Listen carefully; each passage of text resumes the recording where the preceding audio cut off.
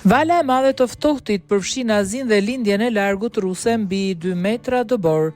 Lindja e largët ruse është goditur nga reshjet më të dendura të dëborës në këto 60 vjet, ndërsa një valë e përhapur e të ftohtit nga Arktiku përfshin pjesën më të madhe të Azis. Fenomeni ka shkaktuar ndërprerje të mëdha të transportit me autostrada të mbyllura në Kinë, pasagjerë të bllokuar në aeroporte në Japoni dhe rajone në lindjen e largët ruse të paralizuara. Shkencëtarët thonë se kushtet ekstreme lidhen me depërtimin e njëkohshëm të masave të ftohta ajrore nga Arktiku, duke prekur Rusin lindore dhe Azin, si dhe Europën lindore. Klimatologu Theodore Kipping shpjegoi se valëzimi i rrymave të ajrit për shkak të një vorbulle polare arktike më të dobët lejon që valët e ftohta të zbresin në gjerësi gjeografike më jugore.